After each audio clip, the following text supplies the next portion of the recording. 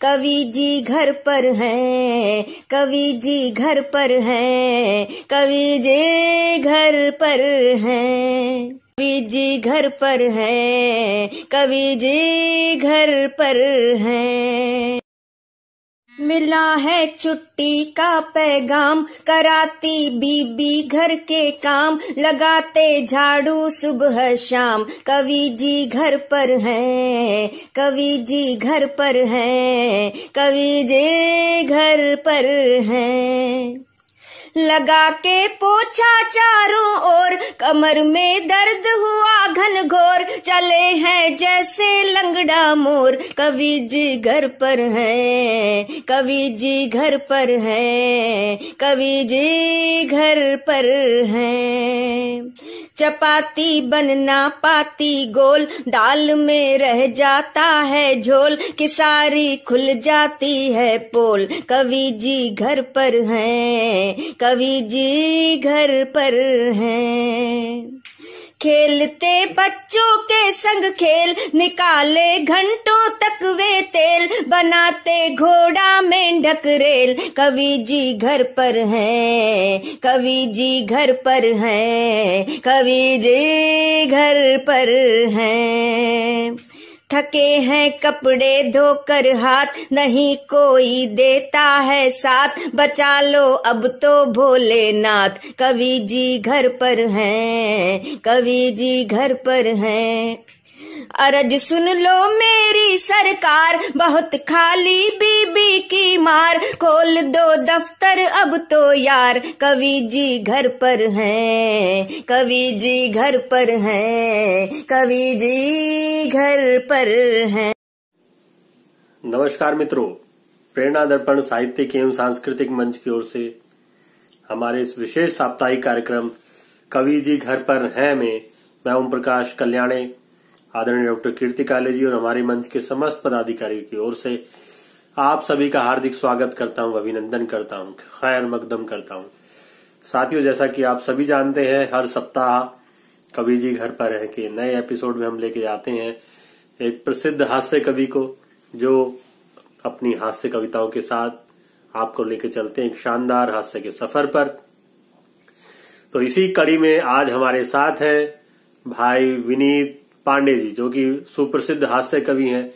इसके साथ साथ वो पोइट्स ऑफ इंडिया के कन्वेनर भी है। वो मूलतः झारखंड के रहने वाले हैं, लेकिन फिलहाल दिल्ली में रहते हैं और विभिन्न मंचों पर आपने उनको देखा होगा, उनकी कविताएं सुनी होगी।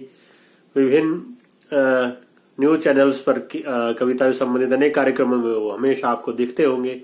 बहुत ही अच्छी हास्य कविताएं लिखते हैं, इसके साथ साथ बहुत ही अच्छे गीत भी लिखते हैं और भोजपुरी भाषा में भी बहुत अच्छे अच्छे गीत और बहुत अच्छी अच्छी रचनाएं उन्होंने लिखी है। मैंने उनको कई बार सुना है और बहुत आनंद लिया है उनकी रचनाओं का। इसीलिए आज हम आपके लिए लेकर आए हैं भाई विनीत पांडे जी को। तो साथियों, इससे पहले कि हम भाई विनीत पांडे जी को काव्य पाठ के लिए आवाज दें, मैं आज के इस कार्यक्रम की शुरुआत अपनी एक पुरानी कविता से करता हूं। उसका एक संदर्भ मैं देना चाहता हूं। इससे पहले कि हम हास्य के इस शानदार सफर पर आगे बढ़े, एक कविता आपको सुनाता हूं। उसका शीर्षक है तेरे प्यार में। जी हाँ, तेरे प्यार में। तो जान तेरे प्यार में यूं हो गया हूं बावला, कि जान तेरे प्यार में यूं हो गया हूं बावला, कि सेब भी मुझको लगे है जैसे कोई आंवला। कि जान तेरे प्यार में यूं हो गया हूं बावला, कि सेब भी मुझको लगे है जैसे कोई आंवला। और ये गोल सी धरती मुझे बेडोल सी लगने लगी, ये गोल सी धरती मुझे बेडोल सी लगने लगी, इस दिल्ली की गलियां मुझे आईजोल सी लगने लगी। और एक दिन चलते चलते था मैं बाइक पर ही सो गया, सामने ब्लू लाइन थी, एक्सीडेंट उससे हो गया, और हड्डियां दो चार टूटी, दांत भी थे झड़ गए। हड्डियां दो चार टूटी, दांत भी थे झड़ गए, प्यार में तेरे पड़े के खड्ड में हम पड़ गए। प्यार में तेरे पड़े के खड्ड में हम पड़ गए, और अस्पताल पहुंचाया गया तो रह गया था मैं ठगा। अस्पताल पहुंचाया गया तो रह गया था मैं ठगा, नर्स का चेहरा भी मुझको तेरे चेहरे सा लगा, नर्स का चेहरा भी मुझको तेरे चेहरे सा लगा, और दर्द को भूला प्यार की भावना में बह गया, और हाथ उसका पकड़कर आई लव यू कह गया, और हाथ उसका पकड़कर आई लव यू कह गया। इसके बाद क्या हुआ मुझको नहीं कुछ ध्यान है, इसके बाद क्या हुआ मुझको नहीं कुछ ध्यान है, मेरे चेहरे पर लिखा उसके सैंडलों का बयान है, मेरे चेहरे पर लिखा उसके सैंडलों का बयान है। और तेरा हाथ मांगने था जब मैं तेरे घर गया, तेरा हाथ मांगने था जब मैं तेरे घर गया, सूरत मेरी देखते ही बाप तेरा मर गया, कि सूरत मेरी देखते ही बाप तेरा मर गया। तेरे भाइयों ने खूब पीटा और तूने भी मारी लात थी, तेरे भाइयों ने खूब पीटा तूने भी मारी लात थी, पर सच कहूं ए जाने जा उस लात में भी बात थी, पर सच कहूं ए जाने जा उस लात में भी बात थी। और उसके बाद पड़ोसियों ने मारा, फिर पुलिस भी आ गई थी, पुलिस की उस लाठी को जैसे पीठ मेरी भा गई थी, कमर नीली पतलून गीली तबीयत फटीली हो गई थी, कमर नीली पतलून गीली तबीयत फटीली हो गई थी। सच कहूं दोस्तों उसी दिन मेरे प्यार की बुनियाद ढीली हो गई थी, सच कहूं दोस्तों उसी दिन मेरे प्यार की बुनियाद ढीली हो गई थी। तब से लेकर आज तक मैं प्यार के नाम से आक्रांत हूं, प्राणायाम करने लगा हूं और आजकल मैं शांत हूं, प्राणायाम करने लगा हूं और आजकल मैं शांत हूं। इसलिए दोस्तों कहता हूं ये सुन लो सभी, किसी नारी के ऐसे फेर में न भूल कर पड़ना कभी, और किसी के प्रेम में अब मैं भी न होऊंगा बावला, और भूल कर भी सेब को न कभी कहूंगा आंवला, न कभी कहूंगा आंवला, न कभी कहूंगा आंवला। धन्यवाद दोस्तों मुझे झेलने के लिए। तो इसी कविता के साथ मैं आमंत्रित करना चाहता हूं भाई विनीत पांडे जी को आज के इस कार्यक्रम में। बहुत ही सादर आमंत्रित करता हूं विनीत पांडे जी। और मैं ये कविता इसलिए सुनाई मैंने, मेरे आपसे निवेदन है कि आपकी वो प्रेम से संबंधित एक कविता है उसको जरूर सुनाइएगा। उसी के संदर्भ के रूप में मैंने ही इतनी लंबी कविता सुना दी।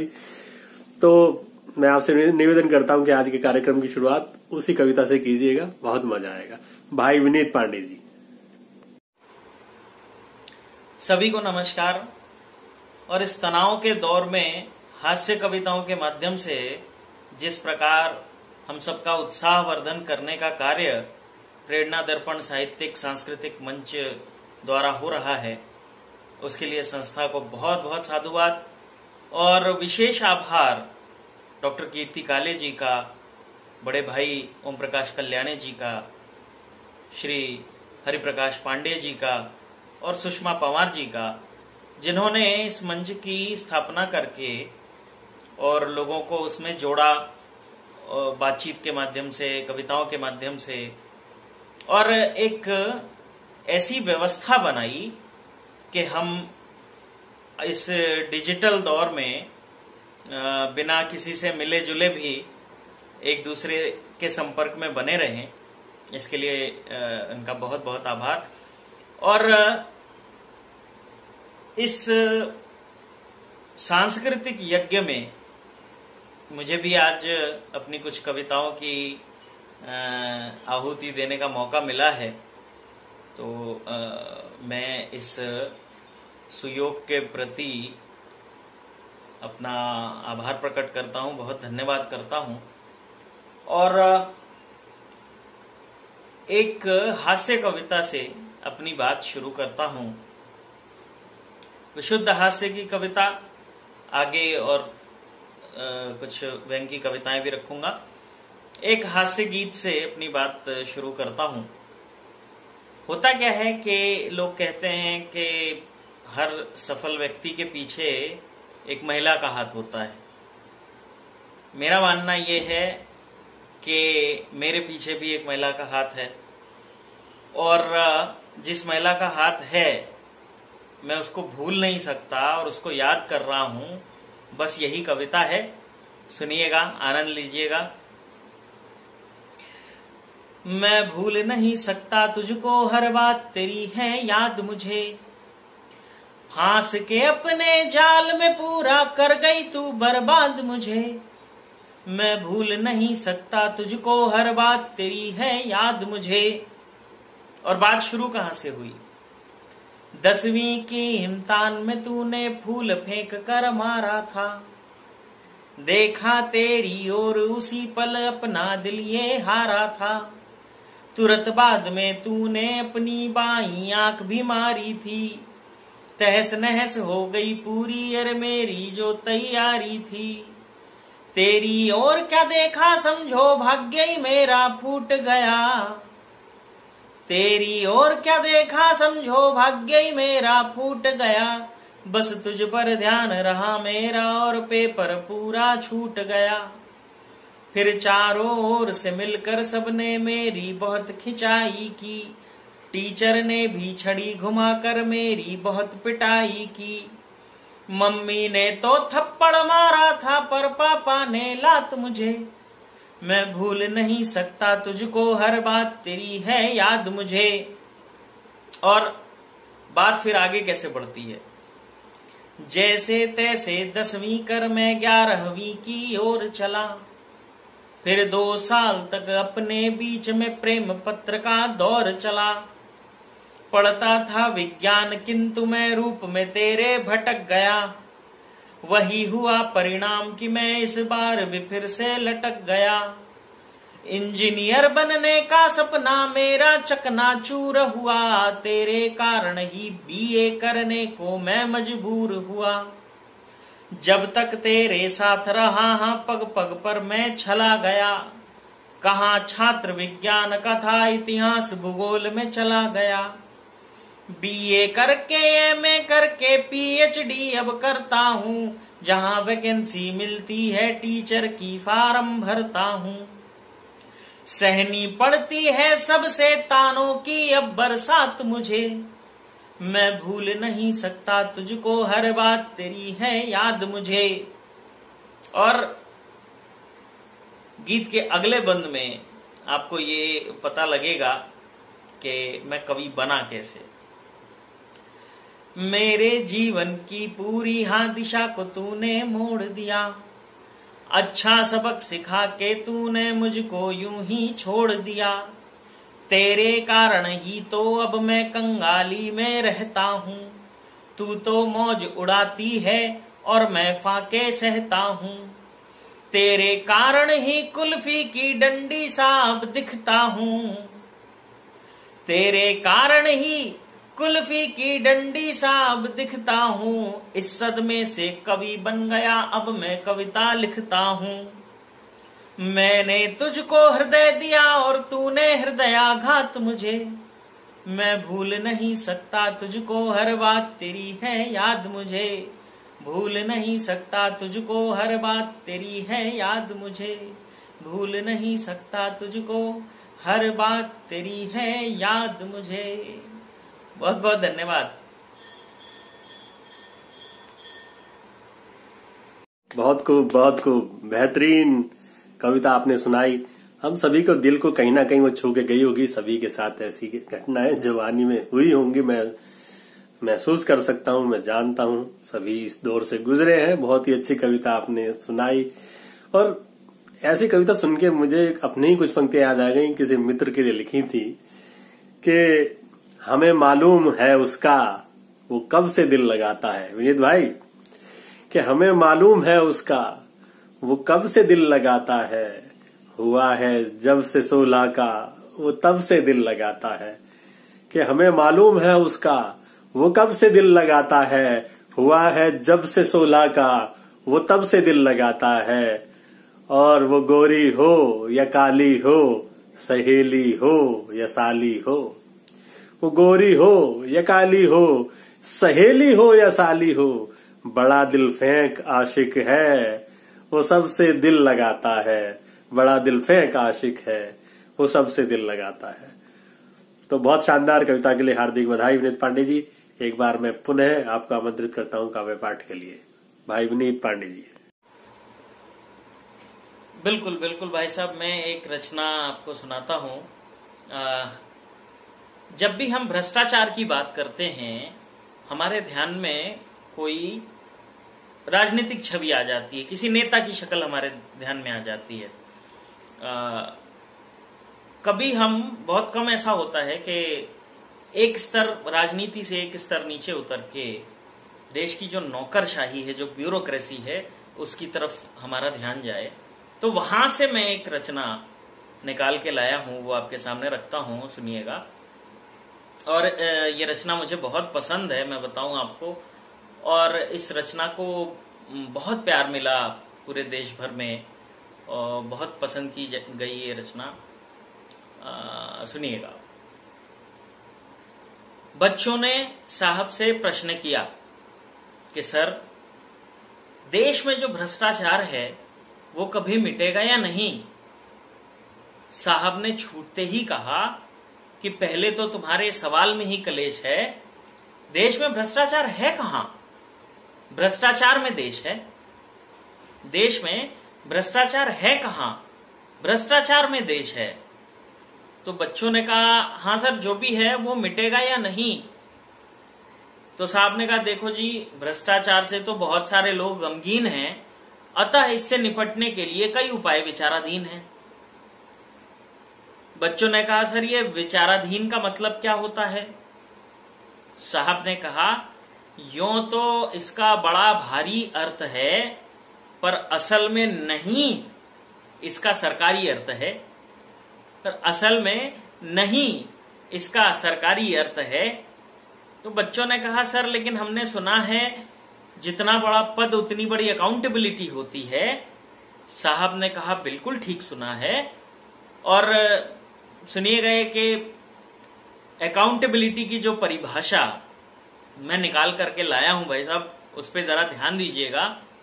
बच्चों ने कहा, सर हमने सुना है जितना बड़ा पद उतनी बड़ी अकाउंटेबिलिटी होती है।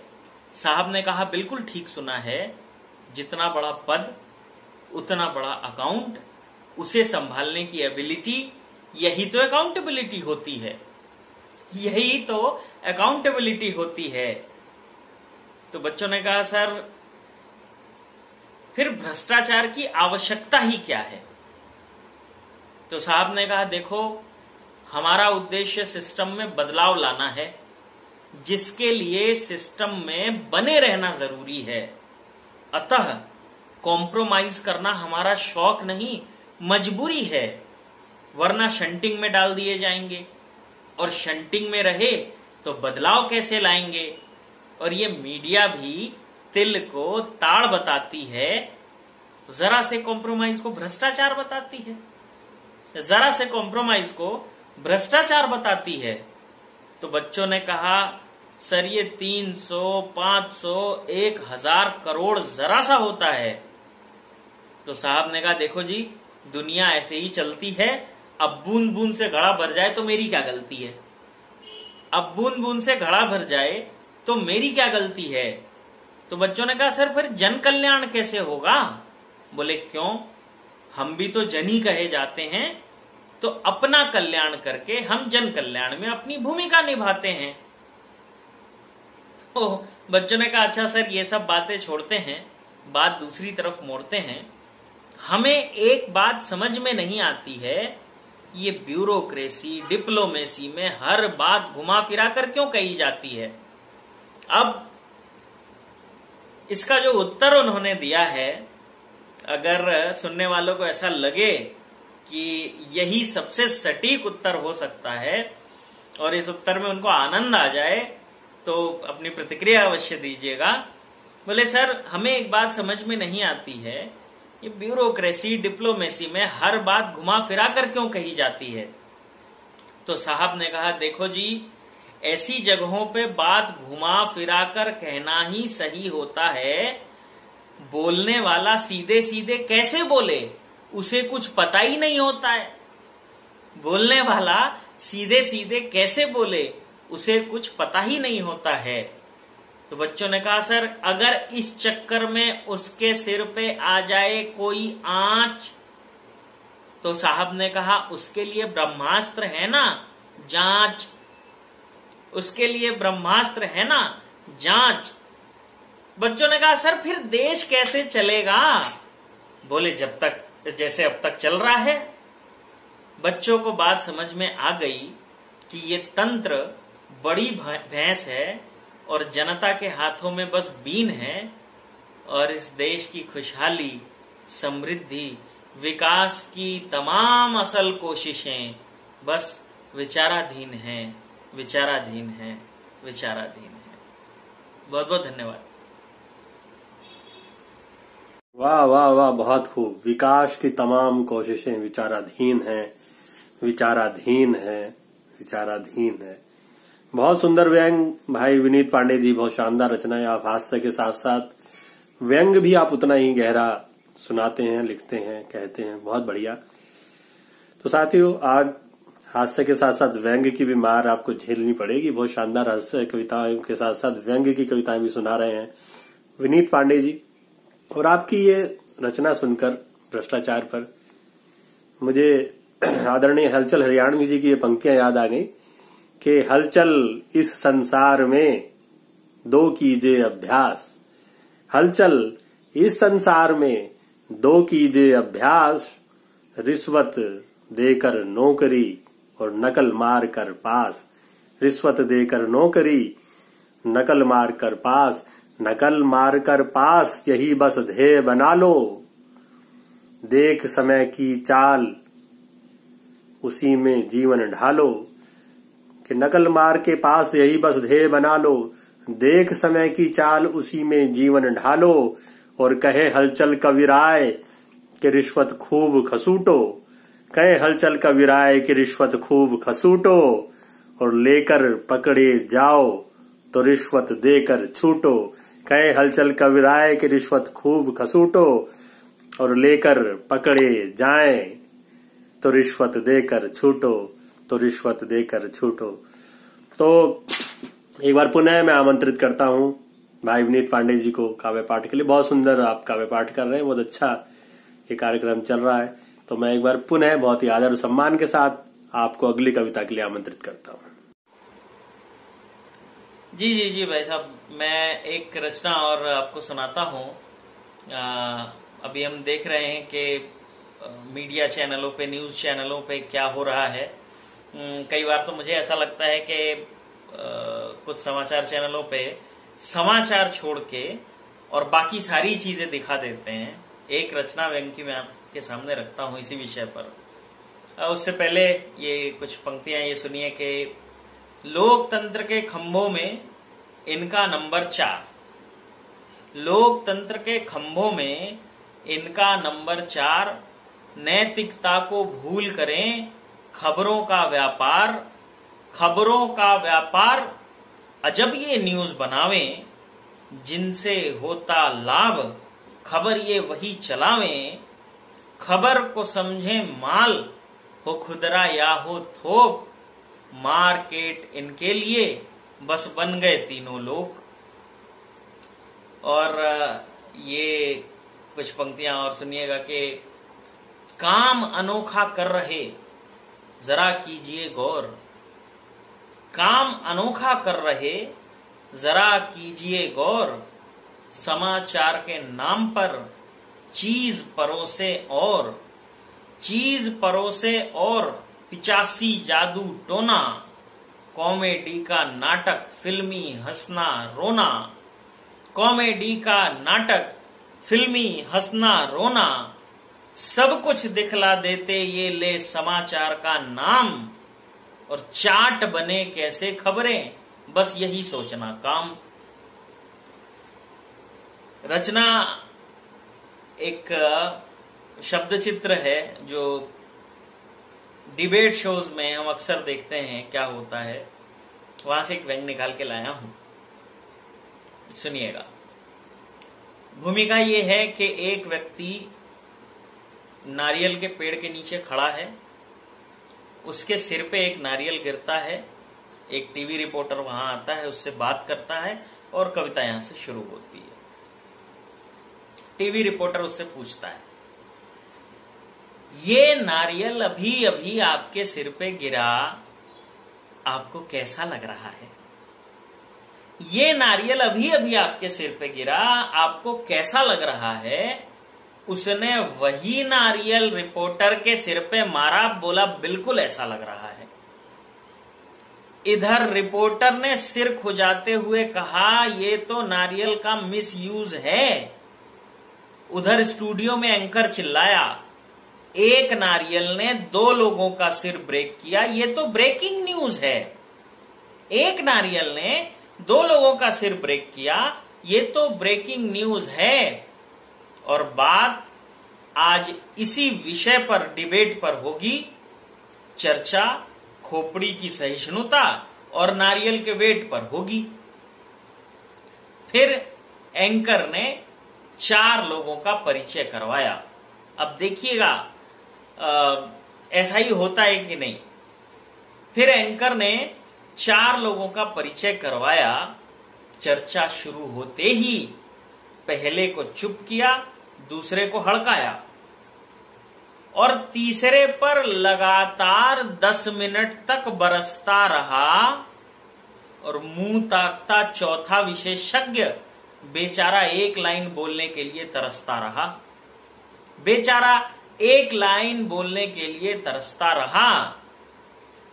तभी एंकर ने उससे प्रश्न किया।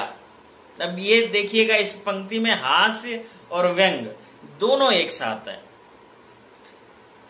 तभी एंकर ने उससे प्रश्न किया कि नारियल के इतिहास भूगोल के साथ साथ वैज्ञानिक महत्व समझाइए। मुझे ब्रेक लेना है, 30 सेकंड में बताइए। मुझे ब्रेक लेना है, 30 सेकंड में बताइए। अच्छा, शुरू में तो ऐसा लगा नहीं था कि एंकर गुस्से से चीख चीख कर गला फाड़ने लगेगा। एक पल तो ऐसा लगा अभी स्क्रीन से निकलेगा और निकलते ही मारने लगेगा। अभी स्क्रीन से निकलेगा और निकलते ही मारने लगेगा। अच्छा, कभी कभी बहस विषय की सीमा से पार हो जाती है और अगली पंक्ति पे आपको बहुत आनंद आएगा। कोई दृश्य याद आ जाए तो मुस्कुराहट वैसे ही आपके चेहरे पे आ जाएगी कि कभी कभी तो बहस विषय की सीमा से पार हो जाती है और एक आधा एंकर को देख के ऐसा लगता है जैसे उन पे माता सवार हो जाती है, जैसे उन पे माता सवार हो जाती है। लेकिन मीडिया के इस ग्लैमर में सच्चाई नाकाबिले गौर होती जा रही है। जिसे विश्वसनीयता का दौर होना चाहिए था, वो सबसे पहले सबसे आगे की दौड़ होती जा रही है। वो सबसे पहले सबसे आगे की दौड़ होती जा रही है। समाचार पहले पहुंचता था, अब बिकता है। समाचार पहले पहुंचता था, अब बिकता है। और असल दुख तो तब होता है जब लोकतंत्र का ये चौथा खंभा किसी ओर झुका हुआ दिखता है, किसी ओर झुका हुआ दिखता है। बहुत बहुत धन्यवाद। वाह, दुख तो तब होता है जब लोकतंत्र का यह खंभा किसी ओर झुका दिखता है, झुका दिखता है। वाह वाह, बहुत ही मार्मिक शानदार व्यंग आपने किया भाई विनीत पांडे जी। बहुत शानदार कविताएं आप सुना रहे हैं, मेरे को तो बहुत ही अच्छी लग रही है और मुझे पूरा यकीन है कि हमारे दर्शकों को, हमारे श्रोताओं को भी बहुत ही आनंद आ रहा होगा। हास्य के साथ साथ जो व्यंग के जो बाण आप चलाते हैं, आपके तर्कश में ऐसे और बहुत सारे बाण होंगे, मैं जानता हूं। और इस तरह की कविताएं वाकई कहीं ना कहीं मर्म को छूती हैं, हमारे दिलों को छूती हैं। और हम सब मीडिया में जो देख रहे हैं, हम सभी अनुभव करते हैं वो सब चीजें। आपने बहुत ही अच्छी कविता मीडिया को लेकर सुनाई। कुछ पंक्तियां मैं भी निवेदित करता हूं इसी संदर्भ को लेके कि खबरें कैसे वो सुने, दर्शक हैं लाचार। कि खबरें कैसे वो सुने, दर्शक हैं लाचार। और न्यूज एंकर कर रहे खुद ही हाहाकार। कि खबरें कैसे वो सुने, दर्शक हैं लाचार, और न्यूज एंकर कर रहे खुद ही हाहाकार। खुद ही हाहाकार चीखते पागल जैसे, खुद ही हाहाकार चीखते पागल जैसे, और पैनल वाले लड़े कि जैसे जंगली भैंसे। कि पैनल वाले लड़े कि जैसे जंगली भैंसे, और कहे ओम कल्याण खोद दी सारी कब्रें। ये गड़े मुर्दे भी बहुत अच्छा उखाड़ते हैं। कि कहे ओम कल्याण खोद दी सारी कब्रें, और दर्शक पगला रहे कि सुन के ऐसी खबरें। दर्शक पगला रहे कि सुन के ऐसी खबरें, कि सुन के ऐसी खबरें। तो बहुत शानदार कविता। और इसके बाद मैं आपसे निवेदन करना चाहता हूं कि आपकी एक देशभक्ति पर बहुत ही शानदार एक कविता है आपकी। मैं चाहता हूं कि वो कविता आप जरूर सुनाएं आज की अंतिम प्रस्तुति के रूप में। तो मैं आपसे निवेदन करता हूं विनीत पांडे जी कि देशभक्ति से संबंधित वो कविता आप हमारे दर्शकों को, श्रोताओं को जरूर सुनाएं। मैं एक बार पुनः आपको काव्य पाठ के लिए आमंत्रित करता हूं, भाई विनीत पांडे जी। जी भाई साहब, मैं एक रचना विशेष आपके सामने रखता हूं। मैं इसे अपने मिशन की रचना भी मानता हूं, और मेरी कोशिश ये रहती है कि जहां कहीं भी काव्य पाठ का अवसर हो, मैं ये रचना वहां जरूर पढ़ूं। इसमें थोड़ा सा हास्य है, थोड़ा व्यंग है। इसका संदेश बहुत प्यारा है। हम जितने भी टीवी डिबेट्स देखते हैं, चर्चा के जो कार्यक्रम है वो देखते हैं, तो केंद्र में एक शब्द हमको अक्सर मिलता है, और वो शब्द है देशभक्ति। अच्छा, देशभक्ति भी सापेक्षिक है, हर व्यक्ति के लिए अलग, हर व्यक्ति के लिए अलग परिभाषा है, हर व्यक्ति के लिए अलग अर्थ है उसका। अपने अपने तरीके से लोग उसको जस्टिफाई करने की कोशिश करते हैं, जो देशभक्ति का अर्थ उनके लिए है। मैंने 5 लोगों के संवाद का एक शब्द चित्र बनाया है, और 5 अलग अलग विचारधारा के लोगों का। और मैं क्या सोचता हूं देशभक्ति क्या है, वो इस कविता का संदेश है। सुनिएगा कि कल सोसाइटी के सबसे महत्वपूर्ण स्थान पे, यानी गेट के ठीक बाहर चाय की दुकान पे 4 लोग चाय का मजा उठा रहे थे, साथ ही देशभक्ति का अर्थ भी बता रहे थे। एक ने कहा, भाई मेरा ये मानना है कि देशभक्ति का संबंध आपकी मानसिकता से है, न कि वास्तविकता से है। अगर आप मान लें कि आप देशभक्त हैं तो हैं, इसमें क्या परेशानी है, बाकी बातें बकवास है, बेमानी है।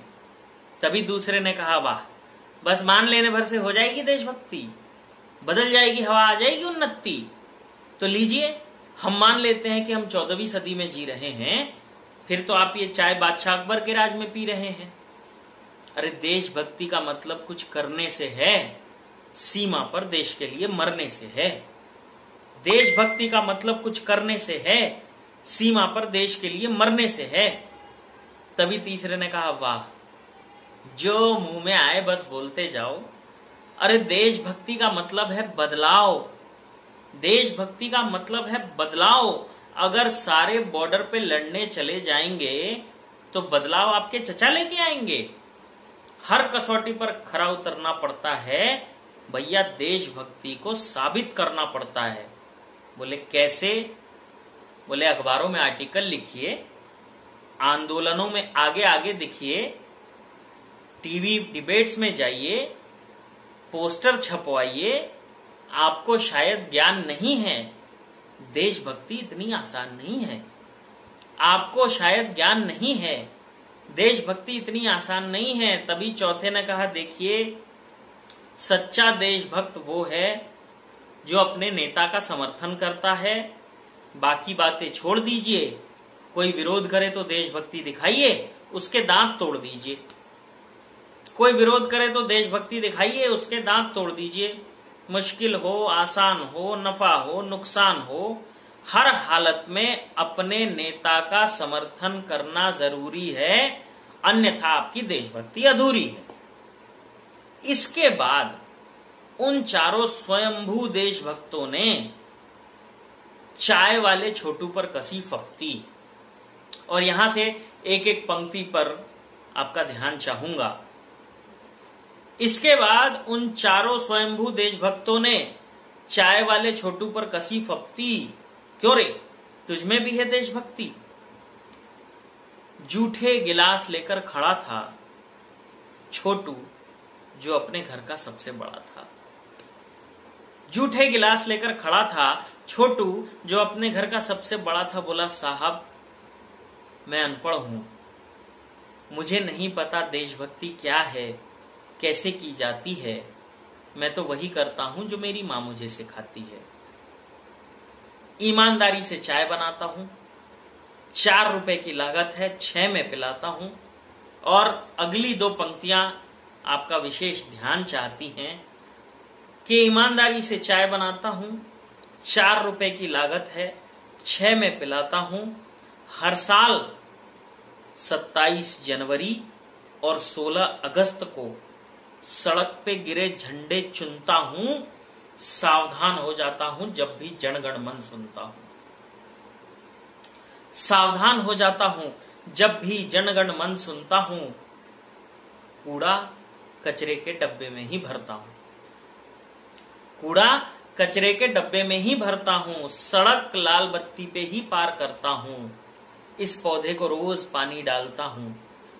छोटी बहन के साथ खेलता हूं, उसे स्कूल लेके जाता हूं। कभी किसी को तकलीफ नहीं देता, फालतू 1 रुपया नहीं लेता। बस यही करते करते रोज सुबह से शाम हो जाती है। अनपढ़ हूं साहब, मुझे नहीं पता देशभक्ति क्या है, कैसे की जाती है। देशभक्ति क्या है, कैसे की जाती है। बहुत बहुत आभार, बहुत बहुत शुक्रिया, बहुत बहुत धन्यवाद। बहुत खूब, बहुत बेहतरीन उत्कृष्ट रचना भाई विनीत पांडे जी आपने सुनाई। और आपने शुद्ध हास्य से आज के इस कार्यक्रम की शुरुआत की और उसके बाद जो व्यंग्य किया, बहुत ही शानदार व्यंग्य की कविताएं सुनाई। और अंत में देशभक्ति का संदेश देते हुए एक बहुत ही अच्छी और मार्मिक रचना आपने सुनाई। कहीं ना कहीं हम सभी के दिल को आपकी रचनाएं छू के गई हैं और हमारे श्रोताओं को भी बहुत ही आनंद आया है। मुझे पूरा यकीन है बहुत ही बेहतरीन आप रचनाएं लिखते हैं। इसी प्रकार की रचनाएं आप आगे भी लिखते रहें। हमारी बहुत बहुत शुभकामनाएं और आप इस क्षेत्र में निरंतर उत्तरोत्तर तरक्की करें। हमारे मंच की ओर से आपको बहुत बहुत शुभकामनाएं और आभार व्यक्त करता हूं आपका। अपने कीमती समय में से हमारे मंच के लिए समय निकाला है, हमारे इस कार्यक्रम के लिए समय निकाला। आपका बहुत बहुत आभार मैं आदरणीय डॉक्टर कीर्ति काले जी और अपने मंच के सभी पदाधिकारी की ओर से और सभी श्रोताओं की ओर से भी आपका आभार व्यक्त करता हूं। भाई विनीत पांडे जी, धन्यवाद एक बार पुनः आपका जी। तो साथियों, ये था आज का कवि जी घर पर है। आप बहुत ही आनंदित हुए होंगे, उनके विनीत जी के व्यंग बाणों से आहत भी हुए होंगे और मजा आया होगा आपको, मुझे पूरा यकीन है। तो इसी तरह एक और नए कवि के साथ अगले सप्ताह आपसे पुनः भेंट होगी। तब तक के लिए अपने मित्र ओम प्रकाश कल्याणी को आज्ञा दीजिए। आप सभी अपना बहुत ध्यान रखिएगा, जैसा कि हमेशा रखते हैं। आप देख ही रहे हैं कोरोना की चाल क्या है, ये कब जाएगा कोई नहीं जानता।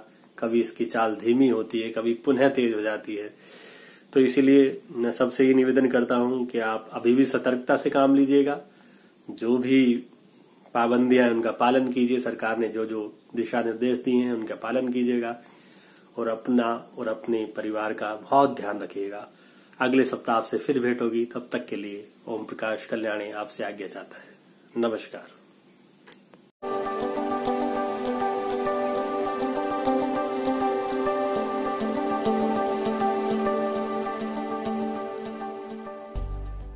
मोरिंगा फूड सप्लीमेंट आधुनिक चिकित्सा पद्धति, रिसर्च और हमारे आयुर्वेदिक ज्ञान का सम्मिश्रण रोग प्रतिरोधक क्षमता बढ़ाने के लिए सर्वश्रेष्ठ इम्यूनिटी बूस्टर। भगत हॉस्पिटल में स्थित फार्मेसी में उपलब्ध।